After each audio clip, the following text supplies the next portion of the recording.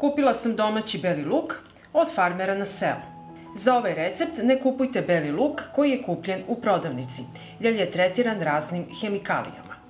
Razlika između organskog domaćeg belog luka i kupovnog je očigledna. Ovaj beli luk je proklijao, ovaj neće nikad proklijati. Ovaj ima koren, ovaj nema. Prvo što ću uraditi, očistit ću koren.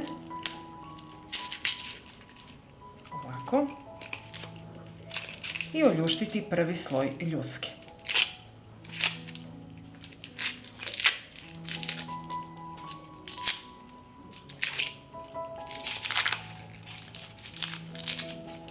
Evo ovako. I tako ću odraditi sav beli luk.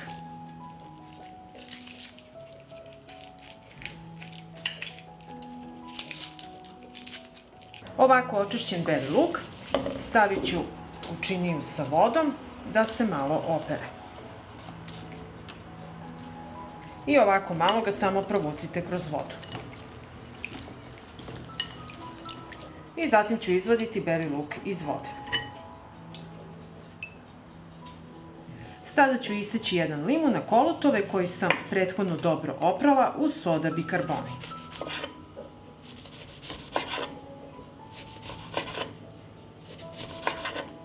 Isekla sam limun i sad mi treba jedna čista i oprana tegla u kojoj ću stavljati sastojke. Stavit ću beli luk u teglu. Tegla je zapremine 7 decilitara. Zatim ću staviti 2 lista lovora. Zatim ću dodati sečeni limun.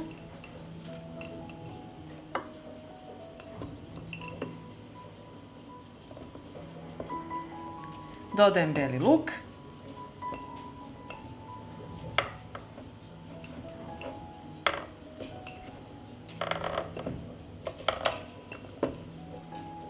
Zatim će mi trebati 200 ml domaćeg jabukovog sirćeta i med.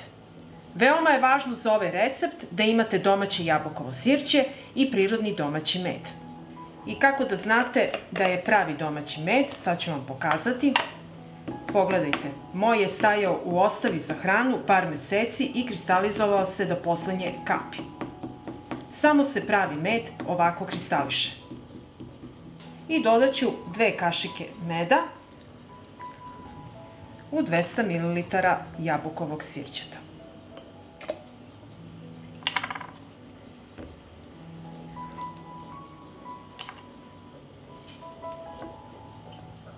Pa ću sve ovo promešati.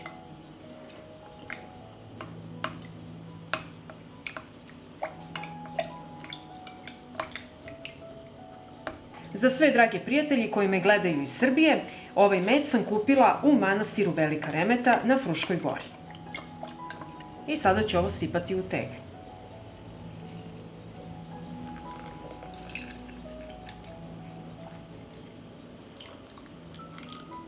Ako vam zafali ovako kao meni, dodajte još malo jabukovog sirćeta.